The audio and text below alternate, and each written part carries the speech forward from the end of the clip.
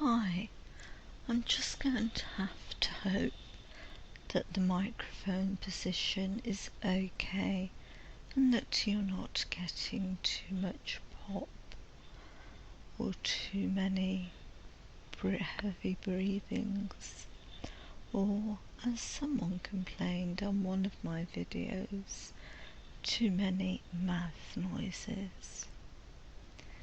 I know occasionally you like mouth noises, but this particular fellow didn't like them at all. Anyway, I've been asked on several occasions just to do a talking video, so here it is, and I'm just rambling away. I've got absolutely no idea what I'm going to say to you, so I might as well just tell you what I've been doing lately. Well, one thing that I've been doing is trying to get a very elusive cat called Lucy to come in at night.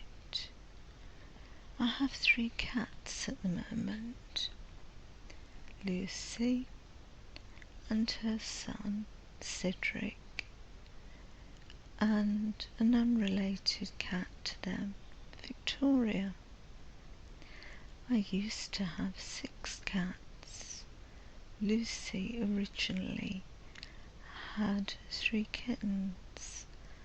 I found her at my old house, where there were lots and lots of feral cats who nobody owned or wanted.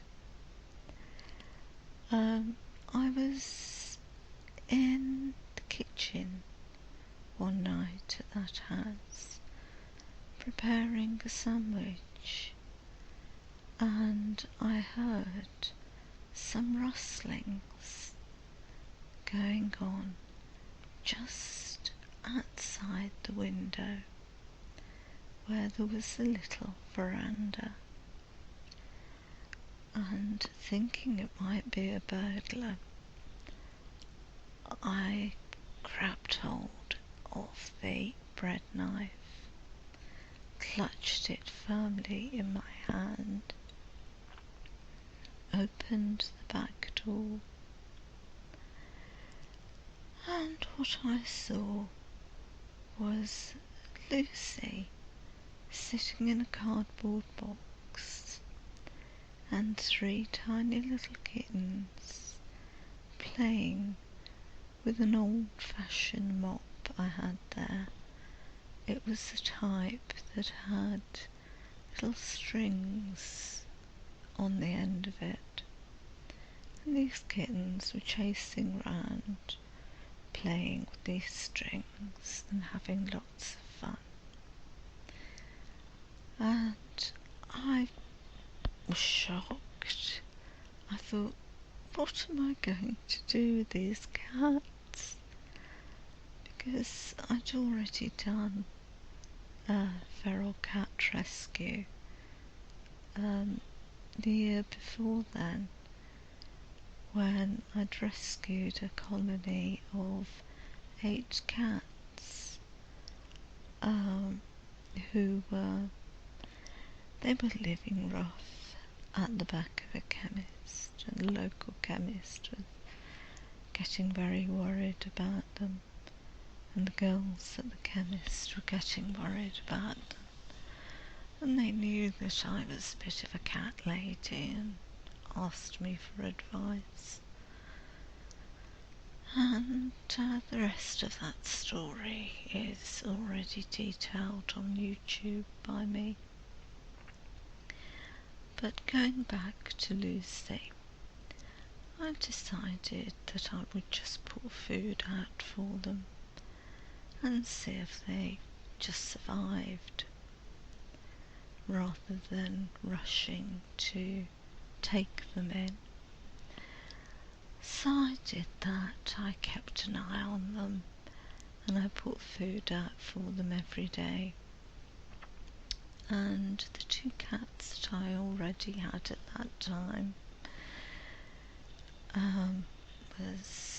they were Fred and Victoria, and they were two cats who were from a previous rescue. And they basically took no notice of the kittens and the mother. So I just carried on feeding them, but I noticed that the mother cat and kittens were starting to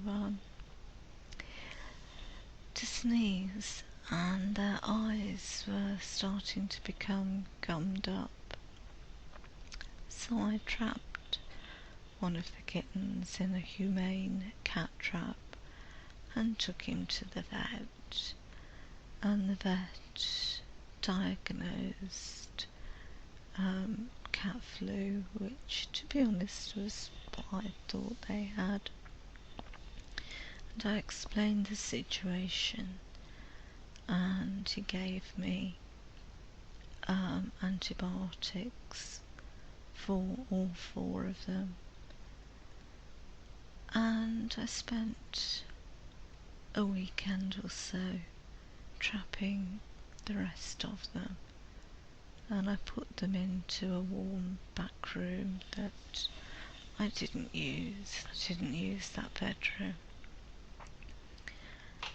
and kept them warm, gave them good food, and eventually they all got over the cat flu, and I decided to keep them.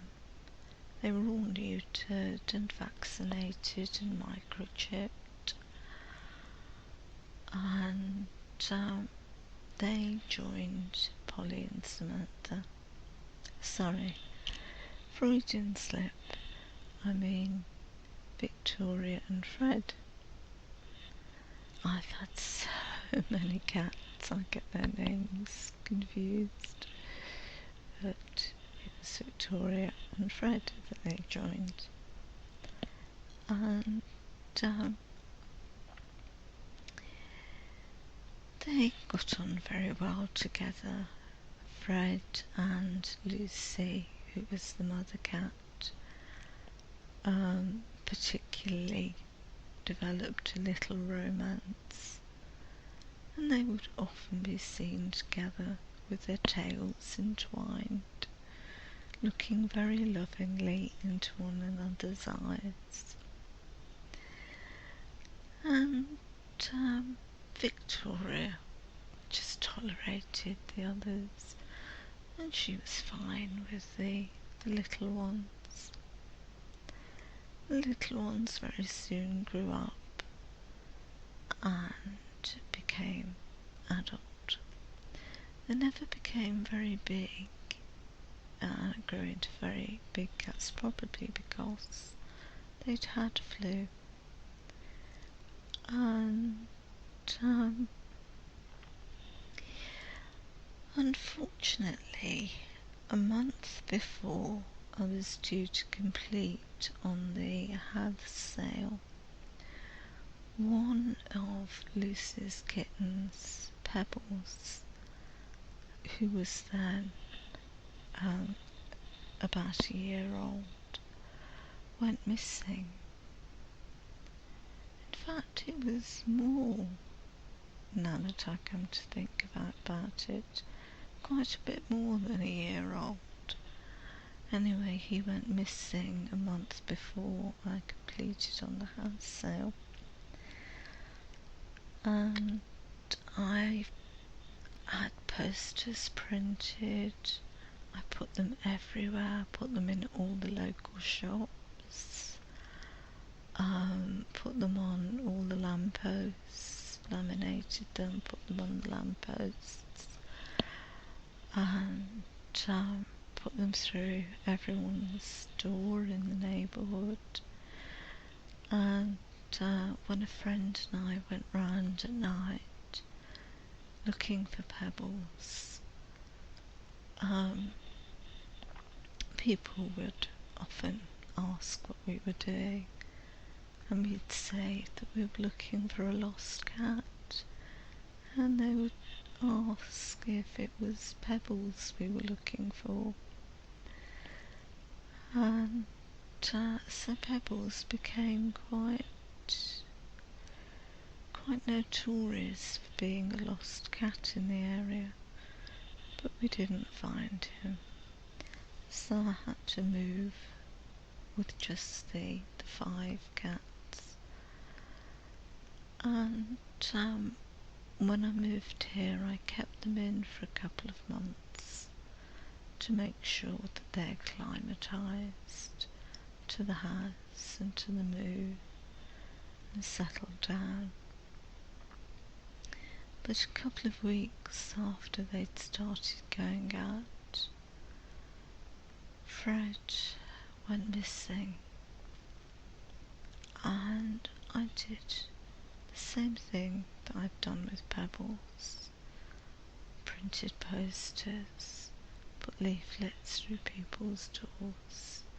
Did have a few phone calls, but they didn't lead to me finding him.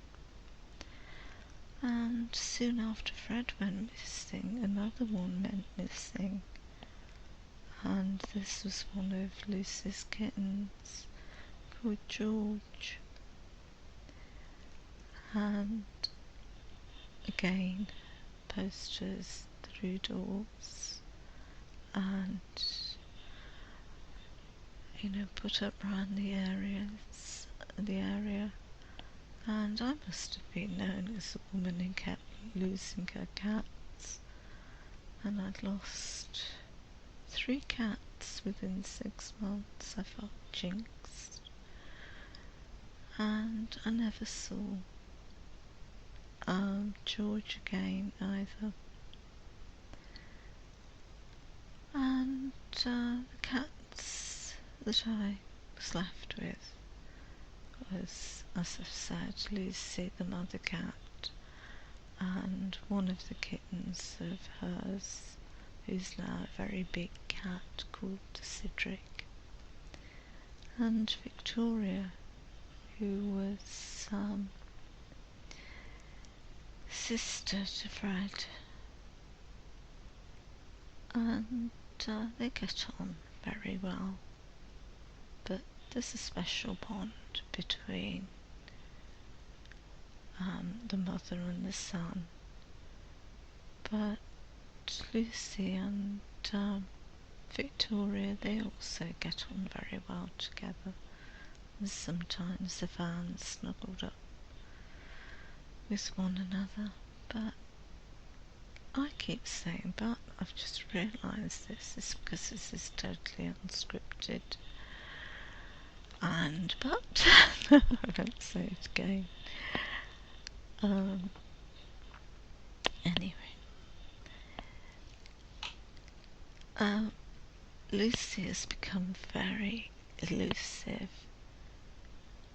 I try to keep my cats in at night. However, she's refusing to come in when they're called, and I always feed them when they come in.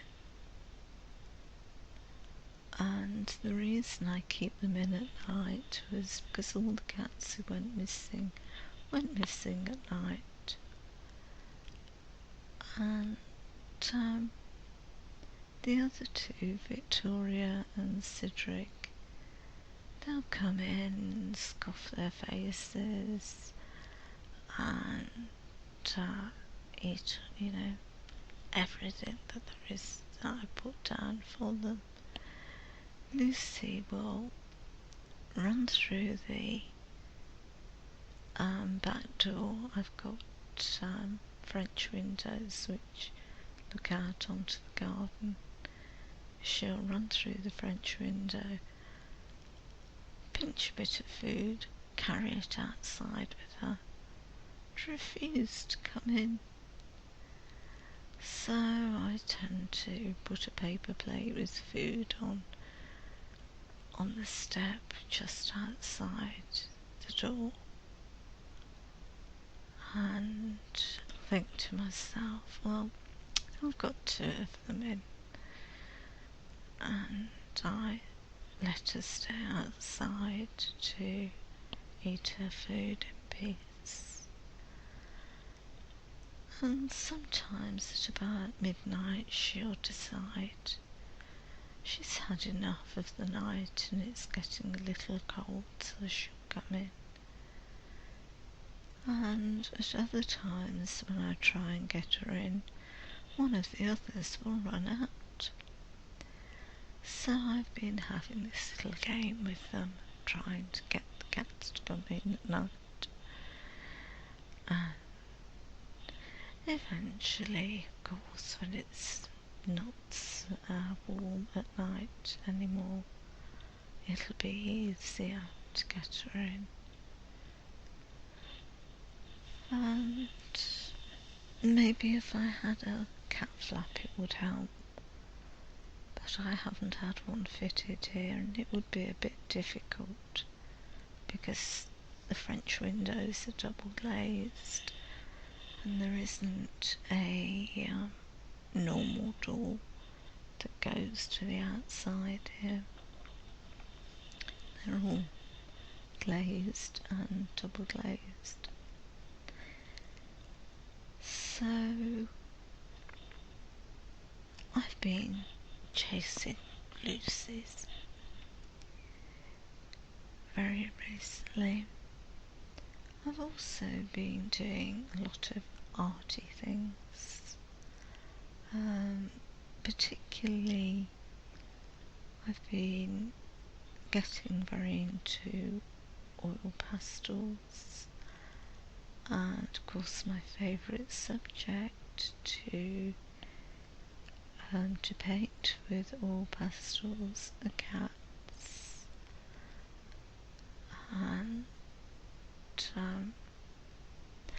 I'm quite enjoying the fact that I don't have to get out a palette and paints, and I've never liked oil paints, but I do like acrylics, but it's such a to-do to get it out, and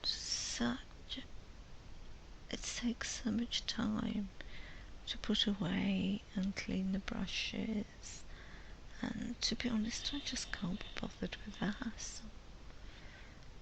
And so the oil pastels are a nice sort of in-between, in that I can get a painterly effect without all the mess and the kerfuffle. I've also been doing a lot of spirograph patterns and using a device called the Spirograph Cyclics, which creates some really interesting designs. Recently a friend of mine was feeling very down because of an illness that he has, so I made him a get well card and cut out a few of these designs and made a little image of a flower garden on a card, and it cheered him up a little bit. So that's mostly what I've been doing. I've also been reading really highbrow intellectual stuff, and I mean that most sincerely. I've actually been reading some Enid Blyton, the Firefighter Outers and Dogs series, and I'm on the last book of the series. Read them because they're so quaint and nothing really bad ever happens, and it's all cream teas and mysteries that have nothing really nasty in them. No one gets killed, no one gets shot, and it's always going to be a happy, cosy ending. I really don't like books where I've read through about 600 pages and the ending is unhappy. In the past, when I've read paperbacks, there have been occasions where I've slogged through a book and got to an unhappy ending, and I've literally thrown the book across the room in disgust. I